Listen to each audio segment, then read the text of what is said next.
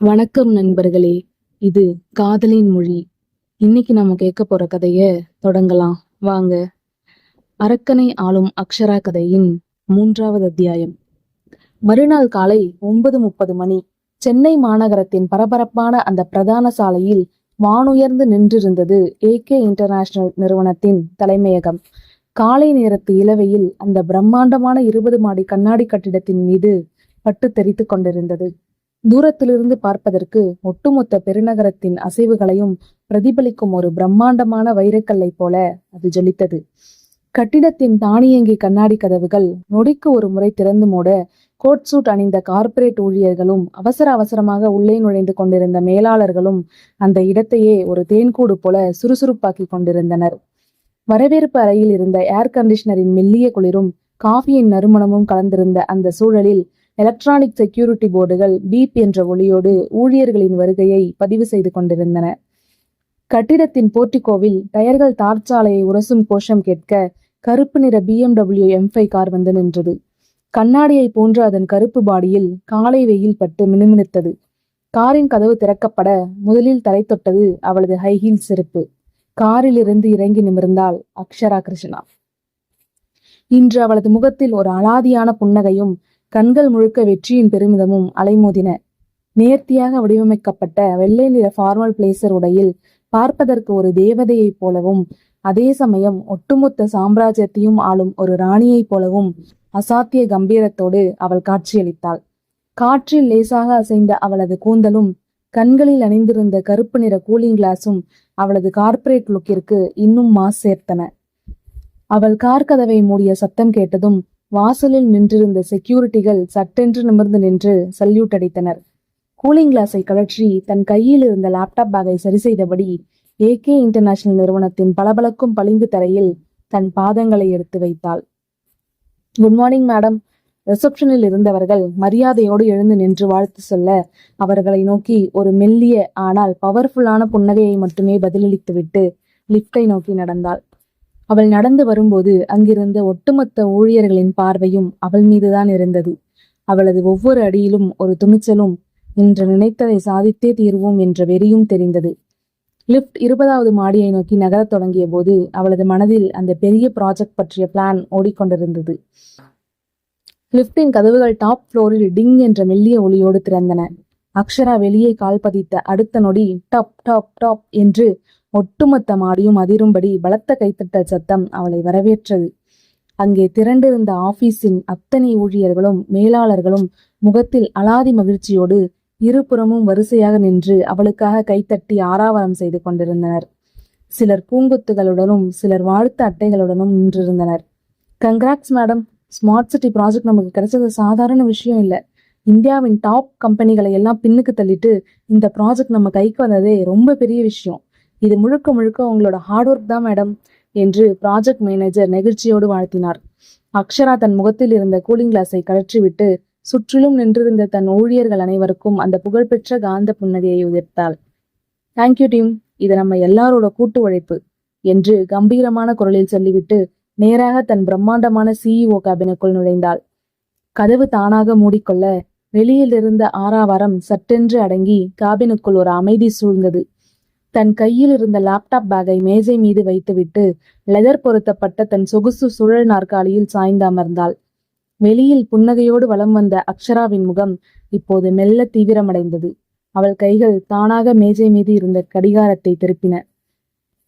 இன்னும் சில மணி நேரங்களில், ஆம், சரியாக இன்னும் 2 மணி நேரங்களில் அரசாங்கத்திடமிருந்து அந்த ஸ்மார்ட் சிட்டி ப்ராஜெக்டின் முதல் அட்வான்ஸ் தொகை அவளது கம்பெனி அக்கவுண்டிற்கு வந்துவிட வேண்டும். வெளியில் பார்ப்பதற்கு வேண்டுமானால் இது மிகப்பெரிய வெற்றி சிரிப்பாக இருக்கலாம்.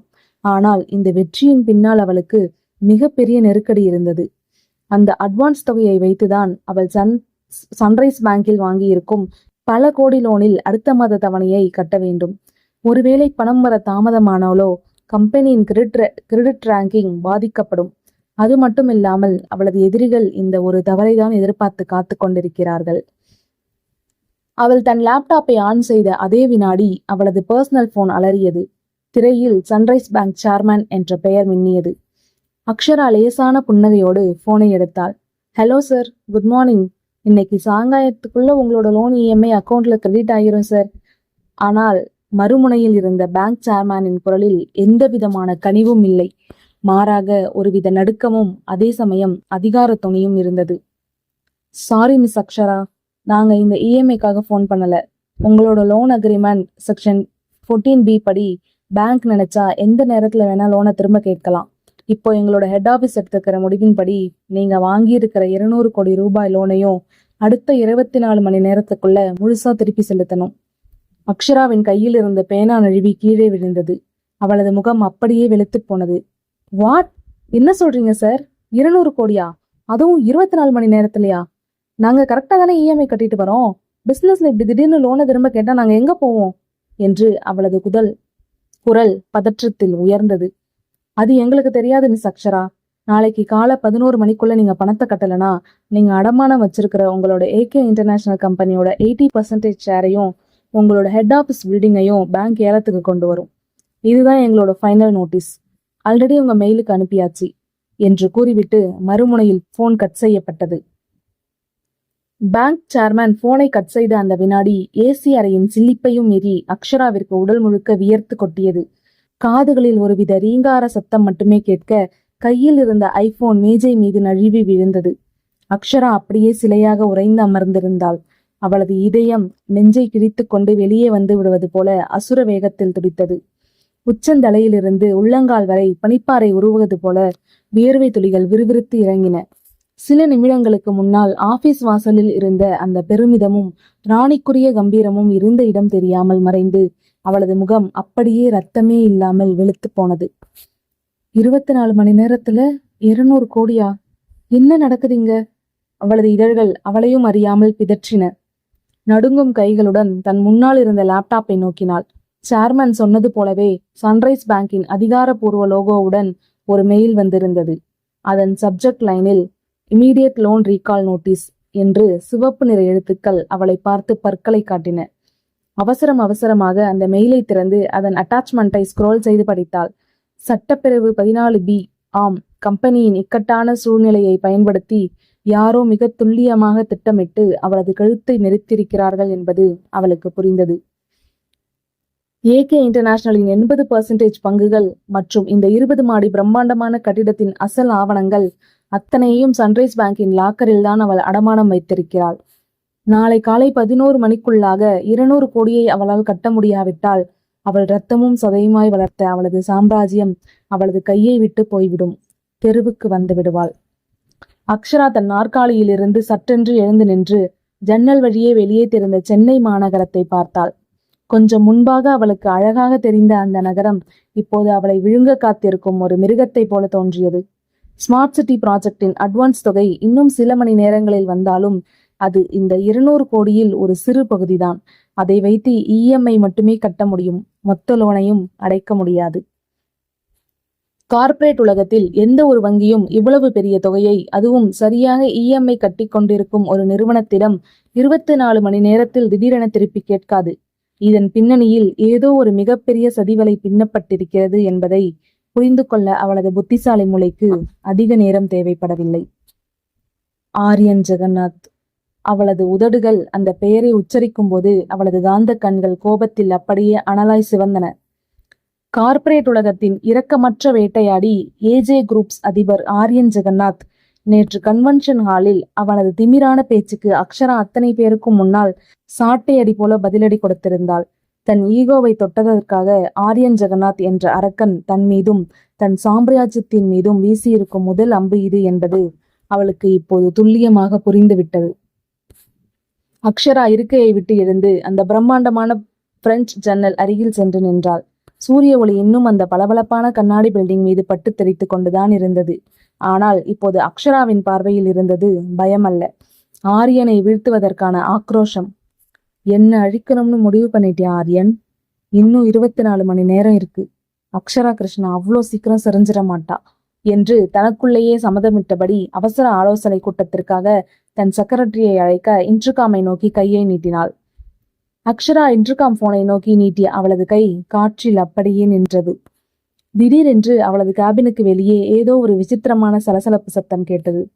எப்போதும் ஃபைல்களின் சத்தமும் கணினிகளின் கீபோர்டு தட்டும் மொழியும் ஊழியர்களின் மெல்லிய உரையாடலுமாக பரபரப்பாக இருக்கும் ஏகே இன்டர்நேஷனலின் கார்ப்பரேட் தளம் சட்டென்று ஒரு பெரும் அமைதிக்குள் மூழ்கியது போன்ற ஒரு விசித்திரமான உணர்வு அவளுக்கு ஏற்பட்டது. அது சாதாரண அமைதி அல்ல. ஒரு சுனாமி வருவதற்கு முன்னால் கடலில் ஏற்படும் ஆபத்தான நிசப்தம். வெளியே கைத்தட்டி ஆரவாரம் செய்து கொண்டிருந்த ஊழியர்களின் குரல்கள் அத்தனையும் ஒரே நொடியில் ஒட்டுமொத்தமாக அணைந்து போயிருந்தன. அக்ஷரா புருவங்களை சுருக்கி கேபினின் தடிமனான கண்ணாடி கதவை உற்று பார்த்தாள். அவளது கேபினுக்கு வெளியே இருந்த அசிஸ்டன்ட்கள் மற்றும் மேலாளர்களின் முகங்களில் ஒருவித பயமும் நடுக்கமும் அப்பட்டமாக தெரிந்தது. அவர்கள் அனைவரும் தங்களது இருக்கைகளை விட்டு எழுந்து நின்று யாரையோ பார்த்து மெய்மறந்து அதே சமயம் மிரட்சியோடு நின்று கொண்டிருப்பது கண்ணாடியின் வழியே அவளுக்கு மங்கலாக தெரிந்தது. அடுத்த வினாடி கனமான பூட்ஸ் காலணிகள் அந்த பளிங்கு தரையில் பட்டு நடுக்கும். டக் டக் டக் என்ற கம்பீரமான அதே சமயம் அதிகார தொனி கொண்ட சத்தம் அந்த தளத்தையே அதிர வைத்தது.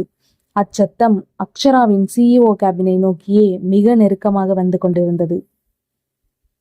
ஏசி குளிரிலும் அவளது நெற்றியில் லேசாக வியர்வை அரும்பியது. சன்ரைஸ் பேங்கின் நோட்டீஸ் வந்த சில நிமிடங்களிலேயே தன் ஆபீஸின் அத்தனை விதிகளையும் உடைத்துக்கொண்டு உள்ளே நுழையும் துணிச்சல் யாருக்கு இருக்கும்? அக்ஷரா தன் இருக்கையை விட்டு நகராமல் தன் பார்வையை அப்படியே அந்த மெயின் கதவின் மீது நிலைநிறுத்தினாள்.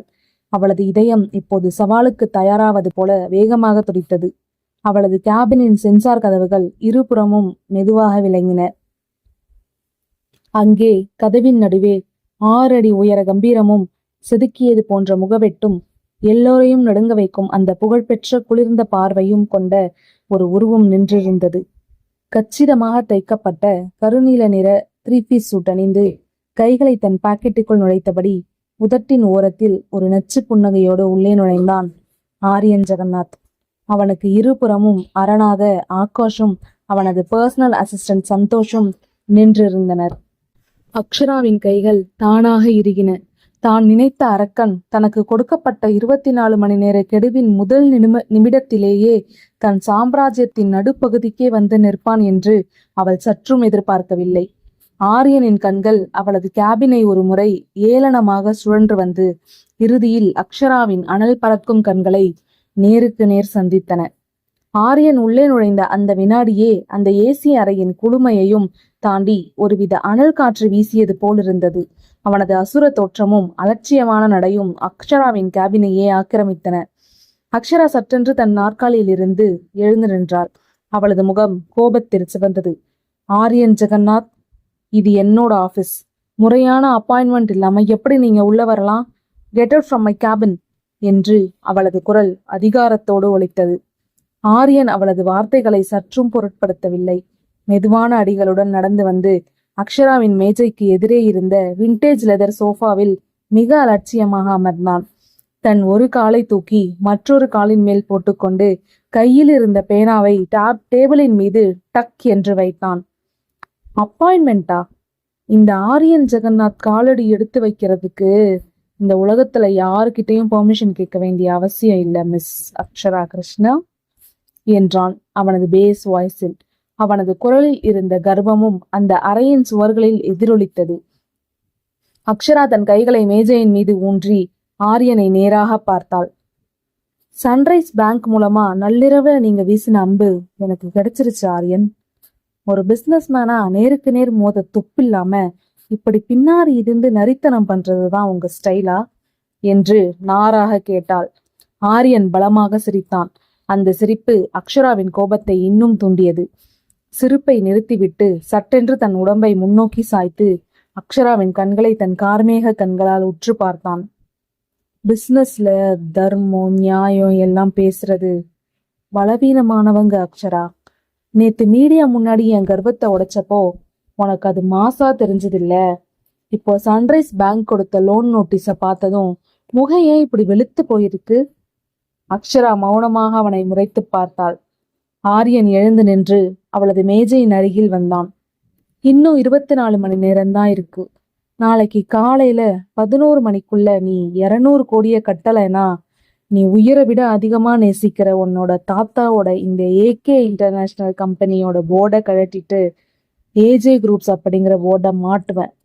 உன்னோட இந்த அழகிய சாம்ராஜ்யம் நாளைக்கு என் காலுக்கு கீழே வந்து விழப்போகுது. ஆகாஷ் பின்னால் நின்றபடி ஆரியனின் கோபத்தையும் அக்ஷராவின் அசாத்திய மன உறுதியையும் கவலையோடு பார்த்து கொண்டிருந்தான். ஆரியன் எல்லை மீறுகிறான் என்பது அவனுக்கு புரிந்தது. ஆரியன் மேஜை மீது இருந்த அவளது தாத்தாவின் சிறிய புகைப்படத்தை பார்த்துவிட்டு மீண்டும் அக்ஷராவை பார்த்தான். எனக்கு ஒரு பழக்கம் உண்டு அக்ஷரா. என்னை வீழ்த்த நினைக்கிற எதிரிய நான் சும்மா விட மாட்டேன். ஆனா உனக்கு நான் ஒரு சான்ஸ் தரேன். இப்பவே என் காலுக்கு கீழே மண்டிட்டு நேத்து நீ ஜெயிச்ச அந்த ஸ்மார்ட் சிட்டி ப்ராஜெக்ட் ஃபைலை என்கிட்ட ஒப்படைச்சிரு. சன்ரைஸ் பேங்க் லோனை நான் கேன்சல் பண்ண வைக்கிறேன். உன்னோட கம்பெனியும் தப்பிக்கும். என்ன சொல்ற என்று வஞ்சகத்தோடு சவால் விட்டான். அந்த அறையில் மரண அமைதி நிலவியது. சந்தோஷ் ஆரியனின் காய் நகர்த்தலை வியப்போடு பார்க்க, ஆகாஷோ அக்ஷரா என்ன செய்ய போகிறாள் என்று பதற்றத்துடன் பார்த்தான். அக்ஷரா ஒரு நீண்ட மூச்சை இழுத்து விட்டாள். அவளது முகத்தில் இருந்த பதற்றம் மறைந்து இப்போது அவளது தாத்தா அவளுக்கு கற்றுக் கொடுத்த அந்த அசாத்திய தைரியம் குடியேறியது. அவளது உதடுகளில் ஒரு மெல்லிய புன்னகை அரும்பியது. அவள் ஆரியனின் கண்களை நேராக இமைக்காமல் பார்த்தாள். ஆரியன் ஜெகநாத், அக்ஷரா கிருஷ்ணா மண்டியிட பிறக்கல. உன்ன மாதிரி ஆளுங்களை மண்டியிட வைக்க பிறந்தவ. என் தாத்தாவோட நினைவுகளையும் இந்த ஏகே இன்டர்நேஷனல் கம்பெனியையும் அழிக்க உன்னால மட்டும் இல்ல, உன்ன மாதிரி 1000 ஆரியன் ஜெகநாத் வந்தாலும் முடியாது என்றாள் தீர்க்கமாக. ஆரியனின் கண்கள் சுருண்டன. அவளது இந்த துணிச்சலை அவன் எதிர்பார்க்கவில்லை. அக்ஷரா மேஜை மீது ஆரியன் வைத்த அந்த மான்பிளாங்க் பேனாவை எடுத்து அவனிடமே நீட்டினாள். நாளைக்கு காதல 11 மணி வரை எனக்கு நேரம் இருக்கு ஆரியன். கடிகார முட்கள் நகர தொடங்கிருச்சு. ஆனா சரித்திரம் மாறப்போகுது. நாளைக்கு காலையில 11 மணிக்கு இதே கேபினுக்கு உன்னோட பேங்க் அதிகாரிகளோட வா. உன்னோட முகத்துல 200 கோடியை எப்படி தூக்கி எறிகிறேன் மட்டும் பாரு. நரித்தனமா வளவிரிச்ச உனக்கு சிங்கம் எப்படி பதிலடி கொடுப்போம்னு நாளைக்கு தெரியும். Now get out from my office என்று கர்ஜித்தாள். ஆரியன் அவளது கையில் இருந்த பேனாவை உக்கிரமாக பிடுங்கினான். அவளது வார்த்தைகள் அவனது ஈகோவை பலமாக தாக்கின. அவளது கண்களில் தெரிந்த அந்த தீர்க்கம் அவனுக்குள் ஒரு கன தயக்கத்தை ஏற்படுத்தியது. உண்மைதான். பார்க்கலாம் அக்ஷரா. நாளைக்கு காலையில 11 மணிக்கு உன்னோட இந்த திமிர் அடங்குதா இல்லை என் காலுக்கு கீழே நீ அடங்குறியான்னு என்று வஞ்சகமாக கூறிவிட்டு தன் சூட்டை அங்கேயே விட்டுவிட்டு கேபினை விட்டு புயலென வெளியேறினான் ஆரியன். அவனுக்கு பின்னால் ஆகாஷும் சந்தோஷும் வேகமாக சென்றனர். ஆரியன் புயலென வெளியேறிய பிறகும் அந்த ஏசி அறையின் குளிமை திரும்ப வெகு நேரமானது. அக்ஷரா மெதுவாக தன் நாற்காலியில் அமர்ந்தாள். அவளது கைகள் லேசாக நடுங்கின. 200 கோடி ரூபாய், அது சாதாரண தொகை அல்ல. 24 மணி நேரத்துக்குள்ள இவ்வளோ பெரிய தொகையை திரட்டுவது சாத்தியமே இல்லாத ஒன்று. ஆனால் ஆரியன் ஜெகநாத்தின் கர்ப்பம் பிடித்த முகத்திற்கு முன்னால் அவளால் தோற்று போக முடியாது. மேடம் என்று தயக்கத்தோடு உள்ளே நுழைந்தான் அவளது பிசினஸ் அட்வைசர் கௌதம். அவனது முகத்தில் மரண பயம் தெரிந்தது. கேட்டீங்களா கௌதம்? நாளைக்கு காலையில 11 மணிக்குள்ள 200 கோடி செட்டில் பண்ணணுமா என்றாள் அக்ஷரா தன் குரலை தீர்க்கமாக வைத்துக் கொள்ள முயன்றபடி. மேடம், இது ஆரியன் சாரோட aggressive plan. Sunrise bank board members எல்லாரும் அவரோட பாக்கெட்ல இருக்காங்க. லீகல் நோட்டீஸ் முறைப்படிதான் வந்திருக்கு. ஆனா டைம் தான் ரொம்ப ஷார்ட். நம்ம கோர்ட்டுக்கு போனாலும் ஸ்டே ஆர்டர் வாங்கறதுக்குள்ள நாளைக்கு 11 மணி வந்துடும். ஏகே இன்டர்நேஷனல் கம்பெனிய அவர் டேக் ஓவர் பண்ணிடுவாரு என்று பதறினான் கௌதம். அக்ஷரா தன் தாத்தாவின் புகைப்படத்தை நிமிர்ந்து பார்த்தாள். பிரச்சனை பெருசா இருக்கும்போது பதற்றப்படாத அக்ஷோ. எதிரியோட பலவீனத்தை தேடாத, உன்னோட பலத்தை மட்டும் நம்பு. தாத்தாவின் இந்த வார்த்தைகள் அவளது காதுகளில் ஒலித்தன. நமக்கு வேற வழியே இல்லையா கௌதம்? இந்த 24 மணி நேரத்துல எந்த பேங்காவது நமக்கு லோன் தருமா? வாய்ப்பே இல்லை மேடம். ஆரியன் ஜெகநாத் நினைச்சா மார்க்கெட்ல இருக்கிற எந்த பேங்கையும் நமக்கு சப்போர்ட் பண்ண விடாம தடுக்க முடியும். அவரோட பவர் அப்படி என்று கௌதம் கைவிரித்தான். மறுபுறம் ஆரியனின் சொகுசு கார் அதிவேகத்தில் சென்னை சாலையில் பறந்து கொண்டிருந்தது. காரின் பின்னிருக்கையில் அமர்ந்திருந்த ஆரியனின் முகத்தில் இன்னும் அந்த ஆக்ரோஷம் குறையவில்லை. அக்ஷராவின் அந்த கெட் அவுட் என்ற கர்ஜனை அவனது காதுகளில் மீண்டும் மீண்டும் ஒலித்து அவனது ஈகோவை சீண்டியது. ஆரியன், நீ கொஞ்சம் ஓவரா போறியோன்னு எனக்கு தோணுது என்றான் ஆகாஷ் காரின் முன் இருக்கையிலிருந்து திரும்பி பார்த்து. அக்ஷரா கிருஷ்ணா சாதாரண பொண்ணு இல்ல, கிருஷ்ணமூர்த்தியோட பேத்தி. அவகிட்ட ஏதோ ஒரு பேக் பிளான் இருக்கு. அதான் அவ்வளோ தைரியமா சவால் விடுறா. ஆரியன் கசப்பாக சிரித்தான். தன் கையில் இருந்த மான்பிளாங்க் பேனாவை இறுக்கமாக பிடித்து கொண்டான். பிளாக் பிளானாவது மண்ணாவது, அவகிட்ட எந்த பிளானும் இல்ல ஆகாஷ். நான் அவ கண்ணுல பயத்தை பார்த்தேன். ஆனா அத அவளோட திமிர் மறைக்குது. நாளைக்கு காலையில 11 மணிக்கு அவ கம்பெனி போர்டு கழற்றப்படும் போது அவளோட இந்த திமிர் எங்க போகுதுன்னு பாப்போம். சந்தோஷ் குறுக்கிட்டு, சார், ஒருவேளை அவங்க அந்த ஸ்மார்ட் சிட்டி ப்ராஜெக்ட் ஃபைல கொண்டு வந்து உங்ககிட்ட கொடுத்தா என்ன பண்ணுவீங்க என்று கேட்டான். அதைத்தான் நான் எதிர்பார்க்கிறேன். அந்த ப்ராஜெக்ட் என் கைக்கு வரணும். அதே சமயம் அவன் என் காலுக்கு கீழே குனியணும். ஆரியன் ஜெகநாத்தை எதிர்த்தா என்ன ஆகும்னு இந்த கார்ப்பரேட் உலகமே பார்த்து நடுங்கணும் என்று கத்தினான் ஆரியன். அவனது கண்கள் கார்மேகத்தை போல இருண்டன. ஆரியன் வீசியிருக்கும் இந்த ஆபத்தான வலையிலிருந்து மீள அக்ஷராவிடம் இப்போது எந்த பிளானும் இல்லை. ஆனால் அவளது மன உறுதி அவளை கைவிடவில்லை. கார்ப்பரேட் உலகின் மிகப்பெரிய போருக்கான கவுண்டவுன் அதிகாரப்பூர்வமாக தொடங்கியது. அரக்கனின் இந்த நச்சு பிளானிலிருந்து தன் உயிரான கம்பெனியை அக்ஷரா கிருஷ்ணா எப்படி காப்பாற்ற போகிறாள்? ஆகாஷ் சொன்னது போல அக்ஷராவின் பின்னணியில் இருக்கும் அந்த ரகசிய பலம் அவளுக்கு உதவுமா? ஆரியனின் வேட்டை தொடருமா அல்லது அக்ஷராவின் ஆட்டம் வேறு மாதிரி மாறப்போகிறதா? இந்த கதையோட கண்டினியூவேஷனை தெரிஞ்சுக்க நம்ம சேனலை சப்ஸ்கிரைப் பண்ணிக்கோங்க. நன்றி.